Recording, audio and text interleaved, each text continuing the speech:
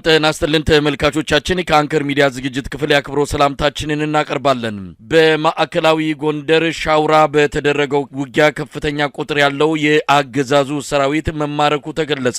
ከ120 በላይ የአብይ አህመድ የጥምር ሰራዊት አባላት በፋኖ ቁጥጥር ስር ገብተዋል። ከፍተኛ ወታደራዊ ኪሳራ አገዛዙ እንደገጠመው ነው ያገኘነው መረጃ የሚያመለክተው።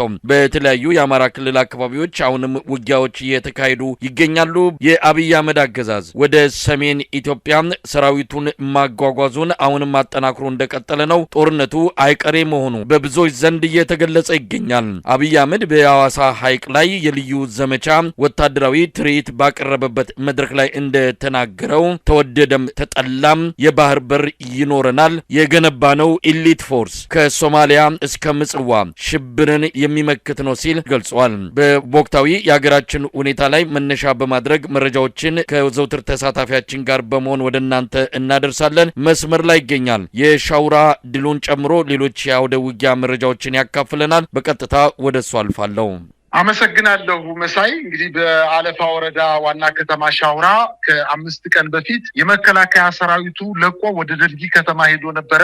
ከመከላከያ ሰራዊቱ አንድ ክፍለ ጦር በሻውራ ከተማ ለረጅም ጊዜ የቆየ ቢሆንም ነገር ግን ከበባ እንደሚፈጸምበትና በዛ አካባቢ የሚንቀሳቀሱ አድዋ፣ ኦሜድላና ካራማራ ክፍለ ጦሮች እንደተከበበና ሊመታ እንደሚችል ተነጥሎ እንደቀረ ከዋናው ማዘዣ ጣቢያ ከባህር ዳር የሚሆን ከጎንደር በጣም የራቀና የተነጠረ እና እገዛ ላይ ሊደርስለት እንደማይችል ስለተረዳ ወደ ጎንደር ጠጋ ማለት ፈለገና ወደ ደልጊ ከተማ ሸሽቶ ነበረ። ነገር ግን በጎጃም በኩል ደንገልበር በተባለ መስመር ወደ ሻውራ ከተማ ከአንድ ክፍለ ጦር 4 እጥፍ የሚያክል የአድማ ብተና ኃይል ከ3 ቀን በፊት በዛ ከተማ ገብቶ ነበረ። የፋኖ ኃይሎች ከተማዋን ከበው ለረጅም ጊዜ እናንተ አዳዲስ ስልጥኖች ናችሁ፣ ስለዚህ ከተማዋን ያለ ውጊያ አስረክቡን በማለት በሀገር ሽማግሌዎች በሃይማኖት አባቶች አስጠየቋቸው።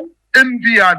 ስለዚህ በይሳው ካሳ 2ኛ ኮር ስር የሚገኙት የአድዋ፣ ኦሜድላና ካራማራ ክፍለ ጦሮች እንዲሁም የአድዋ ክፍለ ጦር ሙሉ ኃይሉን በመጠቀም ውጊያ በመክፈት ከቀኑ 7 ሰዓት የጀመረ እስከ ምሽቱ 12 ሰዓት ተኩል ድረስ ጠንካራ ውጊያ ተደርጎ በርካታ የአድማ ብተና ኃይል ከተማዋ ላይ ወድቆ እንደሚታይና ከ120 በላይ የአድማ ብተና ኃይል እጅ እንደሰጡ ከ320 በላይ ክላሽንኮቭ በእጃቸው እንደገባና ለ5 ተከታታይ ሰዓታት በተደረገው ውጊያ በአሁኑ ሰዓት ከተማዋን በፋኖ ቁጥጥር ስር መግባቷንና በተደረገው ውጊያም 2 ድሽቃ፣ 2 ስናይፐር፣ 1 ብሬን እና በርካታ ሺህ ቁጥር ያለው የክላሽ፣ የድሽቃ፣ የሞርተርና የስናይፐር ተተኳሾችን በእጃቸው ማስገባታቸውንና በ4 አቅጣጫ ከበባ በመፈጸም ከተማዋን የአድማ ብተና ኃይሉ መውጫ ቀዳዳ ሲያጣ ብቻ በሽማግሌ ተጠይቆ እምቢ ብሏል። በሃይማኖት አባቶች ተጠይቆ እምቢ ብሏል። በአካባቢው ከፍተኛ ተቀባይነት ያላቸውን ሰዎች ልከው ጅስጡ ስለተባሉ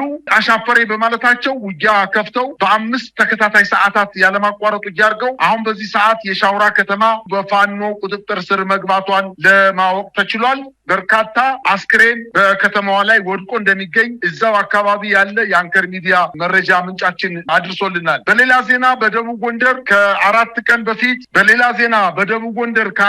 በፊት የአገዛዙ ጦር ደብረታቦር ከተማ ላይ ከፍተኛ ዝግጅት ካደረገ በኋላ ወደ ክምር ድንጋይና በኋላም ወደ ንፋስ መውጫ አድርጎ እስከ ጋሸና ያለውን መከላከያ ለቆት የነበረውን ዋና መስመር ለመቆጣጠር በጋሳይ በኩል አድርጎ ክምር ድንጋይ ከዛ ንፋስ መውጫ አድርጎ እስከ ጋሸና ድረስ ያለውን ለማጽዳት ከደብረታቦር ከተማ በርካታ ኃይሉን ይዞ የተጓዘ ቢሆንም የፋኖ ኃይሎች በተለይ ከትናንት ወዲያ ጀምሮ ስቦ መምታትና በቆረጣ በታትኖ መምታት በሚለው ስትራቴጂያቸው ክምር ድንጋይ ከመድረሱ በፊት ጋሳይ ከተማ ላይ ውጊያ ካደረጉ በኋላ 65 ተገሎ በርካታ ተማርኮበት ዙ 23 ሙሉ ተቃጥሎበት 2 ወታደራዊ ፓትሮል መኪናዎች ተመተው ተቃጥለውበት ከጋሳይ ከተማ ለቆ ወደ ደብረታቦር ከተማ መግባቱ ይታወሳል። አሁን ዛሬ ማምሻውን የደረሰን ዜና ከክምር ድንጋይ የጀመረው ውጊያ ጋሳይን አጠናቆ ዘባራ፣ አርሴማ፣ ሳሊ፣ ጎጎብ በሚባሉ የደብረታቦር ከተማ ዙሪያዎች ላይ የሜጀር ጄኔራል ውባንተ አባተ 1ኛ ኮር ጉና ክፍለ ጦር 5ቱም ብርጌዶች እና የኮሩ ተወርዋሪ ክፍለ ጦሮች የጎንደር ጠቅላይ ግዛት ህዝብ እንደዚሁ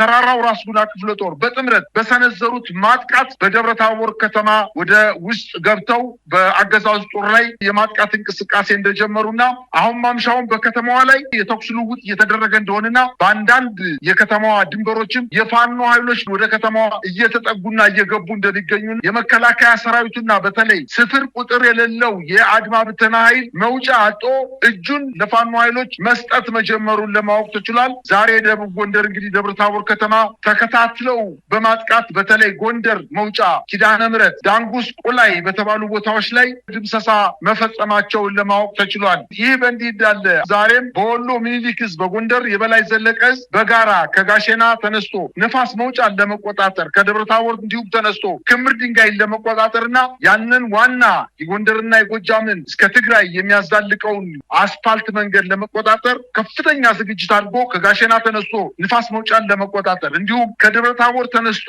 እስከ ንፋስ መውጫ ድረስ ለመገናኘት ያደረገው እንቅስቃሴ በሁለቱ የሚኒሊክ ዕዝና የበላይ ዘለቀ ዕዝ የጋራ ጥምረት ቦታውን ማጽናታቸውንና ከጋሸና ወደ ንፋስ መውጫ የመጣውን የአገዛዙን ጦር መተው መመለሳቸውን ለማወቅ ተችሏል። ይህ በእንዲህ እንዳለ በወሎ በወልዲያ ዙሪያ አሁንም ውጊያ እየተደረገ እንደሆነ የፋኖ ኃይሎች መረጃውን ያደረሱ ሲሆን ከወልዲያ ከተማ ተነስቶ ቆቦ አድርጎ ከባባድ መሳሪያዎችን ጭኖ ወደ ትግራይ እንቅስቃሴ ሊያደርግ የነበረውን ኃይል ገተው ወደ ወልዲያ እንደመለሱት መረጃዎች ያመላክታሉ። በሌላ ዜና እንግዲህ መካነ ሰላም አካባቢ እጅ የሚሰጠው የአድማ ብተና ኃይል ከፍተኛ ቁጥር ያለው መሆኑና የሚኒሻ ኃይል አድማ ብተና ፖሊስ እምቢ ያሉትን ከ20 በላይ በመደምሰስ በርካቶችን ግን እጅ እንዲሰጡ ማድረጋቸውን ለማወቅ ተችሏል። እንግዲህ የአገዛዙ ጦር በበርካታ አካባቢዎች ላይ ዘመቻ ጀምሮ ሲመታበትና ጠንከር ያለ ሽንፈት ሲደርስበት መቋቋም ሲያቅተው አዳዲስ አጀንዳዎችን በመፈብረክ በኤፍራታና ግድም ወረዳ የአገዛዙ ጦር ድጋፍ እየሰጣቸው ከኦሮሚያ ልዩ ዞን እየተወረወሩ ያንን አካባቢ በማተራመስ ከመንግስት አቅጣጫ ተሰጥቶ ጥቃት መጀመራቸውን ለማወቅ ተችሏል። እንግዲህ አሁን እንደሚታወቀው ከዚህ በፊት አንጾኪያ ገምዛ ወረዳ መስኖና ጫንጮ በእጁጉቢ ካራቆሬ በሚባሉ አካባቢዎች ከኦሮሚያ ክልል እየተነሱ እነዚህን ከተሞች በሳት ማቃጠላቸውን ከዚህ በፊት ይታወቃል። በጣም ነው የማመሰግነው። እንግዲህ እነዚህ ድሎች ምን ይነግሩናል ነው የአማራ ፋኖ ብሔራዊ ንቅናቄ እንግዲህ ቀጣዩን እርምጃ በተመለከተ አሁን ቀጣዩ እርምጃ በአይነትም በመጠንም በስፋትም በተለየ ሁኔታ ሊከሰት የሚችል እንደሆነ ከወዲሁ መገመት የሚቻል ጉዳይ ነው። በዛ ዙሪያ ምክክሮች፣ ውይይቶች እየተደረጉ እንዳለ ነው የምንሰማው። በዚህ መሃል ሀገሪቱ በበርካታ ክስተቶች፣ ቀውሶች እንደዚሁ ተወጥራ የተያዘች ሆናለች። አብይ አህመድ ጦርነትን እየቀፈቀፈ ይገኛል። በሌላ እጁ ደግሞ የሰላም ተምሳሌት የልማት አርበኛ ሆኖ ለመታየት የሚያደርገው መፍጨርጨር በሚቆጣጠራቸው ቴሌቪዥኖች ላይ በድምቀት የሚታይ ጉዳይ ሆኗል። አብይ አህመድ በአማራ ክልል አቅም እያጠረው እንደመጣ ጦርነቱን የሚደግፍ የሰው ኃይልና የገንዘብ አቅሙ በከፍተኛ ደረጃ እየተመናመነ በአሁኑ ሰዓት በማንኛውም መልኩ በአማራ ክልል የሚደረገውን ጦርነት ለማስቀጠል የሚያስችል ቁመና እንደሌለው ከድምዳሜ ላይ ደርሰው ሁኔታውን እንዴት መለወጥ እንዳለባቸው፣ እንዴት ጉዳዩን መቋጨት እንዳለባቸው የመከሩበት ነው። አብይ አህመድ በአሸናፊነት የአማራን ክልል አንበርክኬም ከዛም ወደ ትግራይ ወደ ኤርትራን በማማተር ሁሉንም ዝምጭጭ አሰኛለሁ፣ የብልጽግናን መንግስት አዲስ አበባ ላይ አጸናለሁ ብሎ በጀብደኝነት ተነስተዋል። ምን ማለት እንችላለን? አሁን የሚያደርጋቸው አጠቃላይ እንቅስቃሴዎች በተለይ ወደ ሰሜን ኢትዮጵያ አካባቢ ጦርን እያጓጓዘ መሆኑ የአማራ ኃይልን መቋቋም አቅቶት ነገር ግን ለሌላ መጠነ ሰፊ ጥቃት እየተዘጋጀ መሆኑ ለብዙዎች ግራ የሚያጋባ ሆነዋል። የሰውየውንም ጤና ማጣት ከዚህ ጋር እያነሱ የሚጠቅሱ ወገኖችም አሉ። ምን ማለት ይቻላል? ዛሬ በወለጋ አካባቢ ሄዶ የተናገረውን ከሰሞኑ ሰምተናል። ሰሜኖች ተደራጅተው እየመጡብን ነው። የኦሮሞ ህዝብ ትግል የወለደው መንግስት ስለሆነ መንግስታችሁን ጠብቁ፣ ይህን መንግስት ማጠብቁ ከሆነ እንደለመዳችሁት ባሪያ ሆናችሁ ትኖራላችሁ በማለት ይህ መንግስት የኦሮሞ መንግስት ብቻ እንደሆነ አድርጎ ሌላው ህዝብ እንደማይደግፈው በመከፋፈልና በመበታተን የስልጣን ዘመኑን ለማራዘም ጥረት ያደረገው ሙከራ በሙሉ ከሸፈ። አሁን የእውነተኛውን ካባ ለብሶ እኛ በምስራቅ አፍሪካ ተጽዕኖ መፍጠር የሚችል ኤሊት ፎርስ ወይንም ልዩ ኮማንዶ ኃይል እያስመረቅን ነው። ከእንግዲህ በኋላ በምድር አይደለም በባህር ላይ ተንቀሳቅሰን የምስራቅ አፍሪካ ሀገራትን ብቻ ሳይሆን ለአፍሪካ ሀገራትም የምንተርፍ የባህር ላይ ወንበዴዎችን፣ የሽብር ኃይሎችን መደምሰስ የሚችል አቅም አለን። እንኳን ደስ አላችሁ የአፍሪካ ሀገራት። የሀገሪቱ ኢኮኖሚ ሙሉ በሙሉ በጦርነት ወድሞ ባለበት ሰዓት ይሄ መንግስት በህዝቦቹ ዘንድ ጽዩፍ የሆነ ስርዓት እንደሆነ እየታወቀ ነገር ግን እሱ ራሱን እየገመተ ያለው ብትጠሉኝም እናንተ እናንተ ብታረክሙኝም ለምስራቅ አፍሪካ እየተዘጋጀው ነው፣ ለአፍሪካ መድኃኒት የሆነ ኃይል እያዘጋጀው ነው በማለት እንግዲህ ከምጽዋ እስከ ሶማሌ ጫፍ ድረስ ሽብርን የሚያስቀር ቴክኖሎጂን የታጠቀ ልዩ ኃይል አቋቁመናል። ስለዚህ የምስራቅ አፍሪካ ሀገራት ብሎም የአፍሪካ ሀገራት እንኳን ደስ ያላችሁ በማለት ለ7 ተከታታይ ዓመታት አገሪቱን በጦርነት አውድማ የወቃ ህዝቦቿን አርሰው እንዳይበሉ፣ ነግደው እንዳይኖሩ፣ ተምረው ለደረጃ እንዳይበቁ፣ ሀገር እንዳይረከቡ ለማድረግ አገሪቱን ብትንትኗን አውጦ በሚገኝበት በዚህ ሰዓት ልክ አገሪቱ የተረጋጋች እንደሆነች የአፍሪካ ሀገሮች የተረፈ ኃይል እንዳለው አድርጎ ቢናገረው በፍጹም የሀገሪቱን አጠቃላይ ሁኔታ የማይገልጽ መሆኑንና ፍርሃት የወለደው መፍረስ ጫፍ ላይ የደረሰ ስርዓት እንደሆነ ነው መገንዘብ የሚቻለው። በአጠቃላይ ይሄ 65ኛ ዓመት የልዩ ዘመቻ እዝ የተባለው ኃይል ከዚህ በፊት ምንም ታሪክ የሌለው በየትኛውም ሀገር ሂዶ ምንም አይነት ስራ ሰርቶ ማያውቅ ከዚህ በፊትም የተለየ ስም የነበረው በህወሓት ኢህአዴግ ጊዜ የአጋዚ ኮማንዶ የነበረ ኃይል በርካታ ጊዜ የፈረሰ በህዝብ የተጠላ የፖለቲካ አመፅ በሀገሪቱ ላይ በሚነሳበት ህዝብን ሲፈጅ የነበረ ኃይል እንደሆነ እየታወቀ ልክ ሀገርን ብቻ ሳይሆን ምስራቅ አፍሪካንም ከጥቃት ለመከላከል የተቋቋመ ኃይል ነው። ወታደራዊ ትርኢት በማሳየት የእሱን ፎቶግራፍ በአየር ላይ እንዲታይ በማድረግ እንቅስቃሴ ሲያደርግ ነው የተመለከትነው። ይሄ ኮማንዶ ኃይል አየር ወለድ ኃይል የጸረ ሽብር ኃይል በውስጡ ያቀፈ ኃይል የተባለው ምናልባትም ስርዓቱን ለማስጠበቅ የተቀረጸ ኃይል ካልሆነ በስተቀር ኢትዮጵያን ከጥቃት የሚከላከል እንዳልሆነ የኢትዮጵያ አስጠንቅቆ የሚያውቀው ጉዳይ እንደሆነ ነው መረዳት እንችለው። መሳይ እንግዲህ በዚህ መድረክ ላይ የተናገራቸው ንግግሮች አሉ። አብይ አህመድ ፉከራው፣ ሽለላው፣ በአጠቃላይ በንግግሮቹ የሚጠቀምባቸው ኃይለ ቃሎች ምናልባት ሀገሪቱ እየጦዘ ወደሚመጣው የጦርነት አውድ ውስጥ ልትገባ እንደምትችል የሚያመላክት ነው። አብይ አህመድ ተወደደም ተጠላም እንዲህ ተዘግተን አንቀርም የሚል ነገር በአዋሳ ስቴዲየም በመፈክር ደረጃ እንዲታይ አድርጓል። ከዛም ባሻገርም አሰብ ያለችበትን የኢትዮጵያ ካርታ በትርኢቱ እንዲታይም ተደርጓል። አሰብ ኢትዮጵያ የሚል መርከብ ያለበት ትልቅ የሰልፍ ትርኢትም በትዕይንቱ አድማቂዎችም እንዲታይ ተደርጓል። በአጠቃላይ አሰብን በቅርቡ በእጃችን እናስገባለን፣ በኃይላችን በጉልበትም ቢሆን ወደ ራሳችን ማድረጋችን አይቀርም የሚል ከፍተኛ ኃይለ ቃል የታጀበ ቆይታ ነበረ በሐዋሳ ስታዲየም ያደረገው። የሚናገራቸው ንግግሮች በተመለከተ ወታደራዊ ባለሙያዎችንም አነጋግረናል። አንዳንድ ከእውቀት ማነስ፣ ከልምድ ማነስ፣ ከብስለት ጉድለት ሰውየው ሁልጊዜ የሚታወቅባቸውን ነገሮችን ነው በሐዋሳው ስቴዲየም ላይ እንዲሰማ ያደረገው። በአጠቃላይ አብይ አህመድ ወደ ጦርነት ተንደርድሮ ሊገባ የሚችልበት ሁኔታ ሰፊ እንደሆነ እየተነገረ ነው ያለው። ይህንን ጦርነት ሊያስቀር የሚችል ምንድን ነው የሚለው ነገርም እንደዚሁ ወታደራዊ ባለሙያዎችንም የፖለቲካ ታዛቢዎችንም እያወያየ ያለ ጉዳይ ነው። አብይ አህመድ ከዚህ በኋላ ጦርነቱን ለማስቆም የሚችል አይደለም። ጦርነቱን ከማካሄድ ውጪ ወደኋላ ሊመለስ እንደማይችል ነው የሚገልጹት። ከዚህ አንጻር ትግራይ መሬት ላይ መርገጥ ያልቻለ ወደ ትግራይ አልፎ ተሻግሮ ውጊያ ለማድረግ የትግራይ ጊዜያዊ አስተዳደርን ፍቃድ እየጠበቀ ያለ ያ ደግሞ ፈጽሞ ሊሆን እንደማይችል በሚነገርበት ሁኔታ ከኤርትራ ጋር በየትኛው ምድር ላይ ሊዋጉ ይችላሉ የሚለው ምናልባት የአፋር ቡሬ በኩል ወደ አሰብ አቅጣጫ ያለው መሬት ካልሆነ በስተቀረም በትግራይ መሬት ላይ ሆኖ ከኤርትራ ጋር ለመዋጋት የሚችልበት እድል እንደሌለ ነው የሚነገረው። ትግራይ የኢትዮጵያ አካል ናት። ትግራይን እንኳን መቆጣጠርና በትግራይ ሰራዊቱን ማንቀሳቀስ ያልቻለው አብይ አህመድ ነው። ከሶማሊያ እስከ ምጽዋ የሚዘረጋ የጸረ ሽብር ተልዕኮ ማስፈጸም የሚችል ሰራዊት ገንብተናል እያለ ያለው ይሄ ኢሊት እያለ የሚመጻድቅበት ሰራዊት ሰሜን ሸዋ በቅርቡ በተደረገ ውጊያ በፋኖ ታጣቂዎች ከፍተኛ ኪሳራ የደረሰበት ነው። ባለፉት 8 ዓመታት አብይ አህመድ ያሸነፈው ጦርነት የለም። የትግራይም ከሆነ በትግራይ የተካሄደውን ጦርነት ያሸነፈው ምናልባትም በኤርትራና በፋኖች በአማራ ልዩ ኃይል ትብብር እንደሆነ ይታወቃል። በአንድ ጦርነት እስከ 6000 ሰራዊት የሚማረክበት በኢትዮጵያ ታሪክ ታይቶም ተሰምቶም በማይታወቅ መልኩ ሰራዊቱ እየፈረጠጠ እስከ ሰሜን ሸዋ የደረሰበት ክስተት ነው በአብይ አህመድ ዘመን የተስተናገደው። ያሸነፈው ጦርነት የለም። አብይ አህመድ እንዲህ አይነት አሳፋሪ ታሪክ ይዞ ነው እንግዲህ ለሌሎች ጦርነቶች እየተዘጋጀን ነው፣ እስከ ምጽዋ የሚዘረጋ ኃይል እየገነባን ነው እያለ የሚመጻደቀው። የተባበሩት መንግስታት ድርጅት አንድ ማዕቀብ እያዘጋጀ ነው። በሱዳን ጦርነት ውስጥ እጃቸው ያለበትን አካላት በሙሉ እያስጠነቀቀ ነው። አሜሪካን በዚህ ጉዳይ ላይ ቀጥ ያለ አቋም ይዛ እየመጣች ነው። አብይ አህመድ ሁለመናውን እዚህ ጦርነት ውስጥ አስገብተዋል። በአንድም ይሁን በሌላ ከታላላቅ የዓለም አቀፍ ተቋማትና ምዕራባውያን መንግስታት ጋር የሚያላትመውን አቋም ነው ይዞ እየፈረጠጠ ያለው አብይ አህመድ ኢትዮጵያን ለሌላ ዙር መከራ፣ ለሌላ ዙር ጦርነት አንደርድሮ ሊያስገባት ጥድፊያ ላይ ይገኛል። መሳይ የመከላከያ ትልቁ ጉልበቱ የሪፐብሊካን ጋርድ ኮማንዶ አየር ወለድ እና ሌሎችም ኢሊት ያላቸውን አቅም ያላቸውን ወታደሮች አይደለም። ዋነኛው ትልቁ የመከላከያ ጉልበት ከኋላ ያለው የህዝብ ድጋፍ። አሁን በዚህ ጊዜ የኢትዮጵያ ህዝብ የኢትዮጵያን መንግስት እጅግ በጣም የሚጸየፈውና በጣም የናቀው ስርዓት እንደሆነ በደንብ አድርጎ አውቆታል። ይህ ሰውዬ ከስልጣን ቢወርድም የትም አይሄድም። ምንም ያተርፈው ኃይል የለም። ምናልባት የትግራይ ክልል ጊዜያዊ አስተዳደር የነበረው ጌታቸው ረዳ በህወሓት ፌዴራል መንግስቱ ጦርነት ወቅት ኤርዶጋን አያድነውም ፑቲን አያድነውም እያለ እንደተናገረው ይህ ሰውዬ በስልጣንም ቢቀጥል ከስልጣንም ቢወርድ የሰራቸው ወንጀሎች የትየለሌ በመሆናቸው የትም ሊያመልጥ አይችልም። በዓለም አቀፍ ወንጀል በኢትዮጵያ ወንጀል እንኳን ባይጠየቅ በዓለም አቀፍ ወንጀል በሄግ ቀርቦ በኢትዮጵያ ላይ የፈጸመውን የዘር ጭፍጨፋ፣ ወታደራዊ ወንጀሎች፣ የጦር ወንጀሎች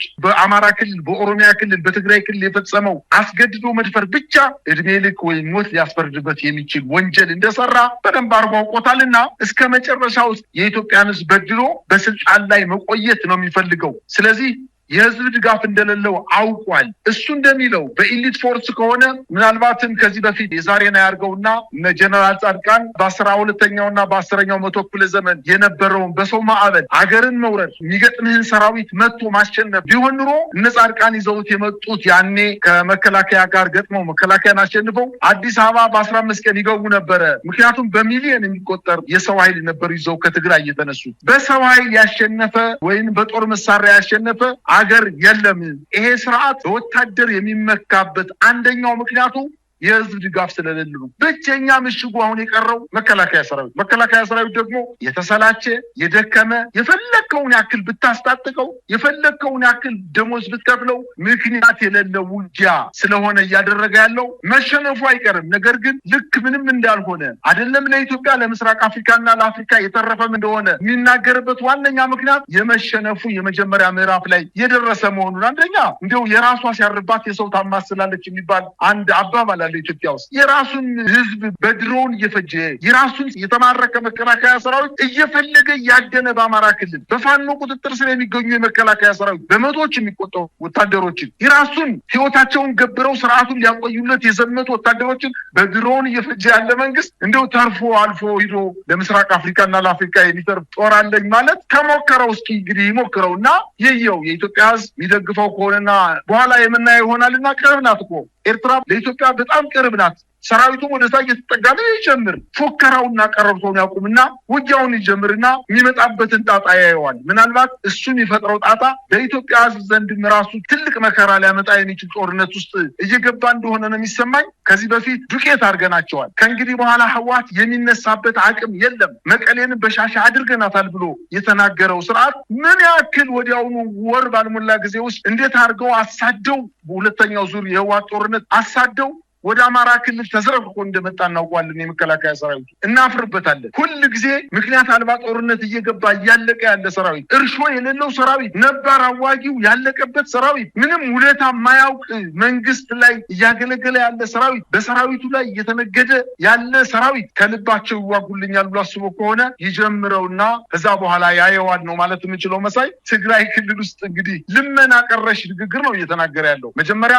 ትግራይ ክልል ከፌዴራል መንግስቱ ጋር ተወያይቶ የነባሩን የሰሜን እዝ ሰራዊቱ እንዲገባ የትግራይ ክልላዊ መንግስት ፍቃድ ሰጠ በማለት የተሳሳተ መረጃ ቀረቡ። ወዲያውኑ ሳያድር የትግራይ ክልል ጊዜያዊ አስተዳደር ጊዜያዊ ፕሬዚደንቱ ሌተናንት ጀነራል ታደሰ ወረደ ሐሰተኛ ወሬ ነው፣ እኛ አልፈቀድንም፣ የፕሪቶሪያው ስምምነት መከላከያ ሰራዊት የሚገባው የተጠየቁ ጥያቄዎችን መመለስ ሲቻል እንጂ አሁን በፈቅደን የምናስገባው አይደለም ሲል በክልላቸው እንዳይገቡ ትግራይ ክልል አገደች በማለት እንደገና መልሰው ወደ ልመናን ሄዱትና በአጠቃላይ ትናንት የተናገረውን ዛሬ የማይናገር እሱ የተናገረው እሱ የፎከረበት ሜዳ ድል የተገኘበት አንድም አካባቢ ያላየን መሆኑንና እሱ የላካቸው ሰራዊት ምናልባትም በተሳሳተ መንገድ ገብተውም እንኳን ቢሆን አንድ ሰዓት ባልሞላ ውጊያ ውስጥ እየተማረከ እየተበተነ የያዘውን መሳሪያ እያስረከበ ምናልባትም በፋኖ አመራሮች ጀነራል ብርሃኑ ጁላን ምንድነው የሚሉት አስታጥቄ ዲሽቃ አስታጠቀ፣ ሞርተር አስታጠቀ፣ ስናይፐር አስታጠቀ። አብይ ግን ጥቁር ክላሽ መከላከያ ብቻ ይዞ የነበረ ሲል የነበረው ዛሬ ዲሽቃና ሞርተርን ዙ-23ና ምናልባት ፔፒ ታንክን የፋኖ ኃይሎች የታጠቁት ገዝተው ወይም ከጎረቤት ሀገር አምጠው ሳይሆን ከመከላከያ ኃይሉ እየነጠቁ ሰራዊቱን እያፈረሱት እንደሚገኙና ምናልባትም በዚህ አጭር ቀናት ውስጥ ዛሬ ተጀምሯል። ደብረታቦር ድግመኛ ወደ ከተማው እየገቡ ነው። በበርካታ የደቡብና የማዕከላዊ ጎንደር እንዲሁም የምዕራብ ወሎ አካባቢዎች ላይ የፋኖ ኃይሎች ጭንቀት የፈጠሩበት እና መከላከያው መውጫ አጦ እጁ የሚሰጥበት ጊዜ ላይ እንደተደረሰ ስላወቀ ፍርሃት የወለደው ንግግር አካባቢው እየሄደ በሰሜን አካባቢ ጉልበት በሚጨምርበት ሰዓት ወደ ደቡብ አካባቢ ይመጣል፣ ወደ ደቡብ ምዕራብ አካባቢ ይሄዳል፣ ወደ ኦሮሚያ አካባቢ ሄዶ እናንተ የኔ ወገኖች ናችሁና እነዛኞቹ እናንተ ያልሆኑ ወገኖች ወደ ኢትዮጵያ ማዕከል እየመጡ ስለሆነ እኔን አግዙኝ በማለት እርስ በርሱ ብሔርና ብሔር እንዲጋጭ ለማድረግ ከፍተኛ ጥረት እያደረገ ስለሆነ የኢትዮጵያ ሕዝብ አንድ ሆኖ ይህን ስርዓት መታገል እንዳለበት ነው እንደው እግረ መንገድ የማሳሰብ የምፈልገው መሳይ።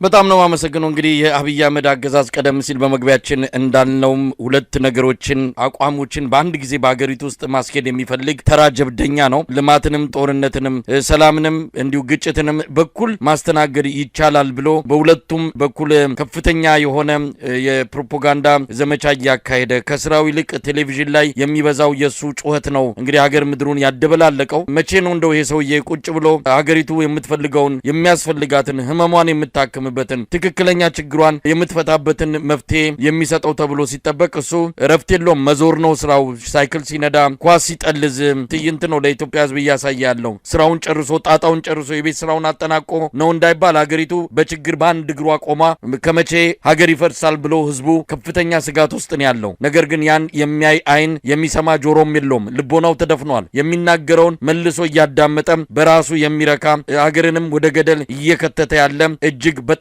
ነውረኛ ግለሰብ መሆኑን የኢትዮጵያ ህዝብ በደንብ ተረድቶታል። ምናልባት ይሄ ዘመን አብቅቶ ይህንን ታሪክ ወደፊት የምናወራበትና የምንማርበት ሆኖ እንደሚመጣ ተስፋ እናደርጋለን። ለዛሬ አብቅተናል። በጣም ነው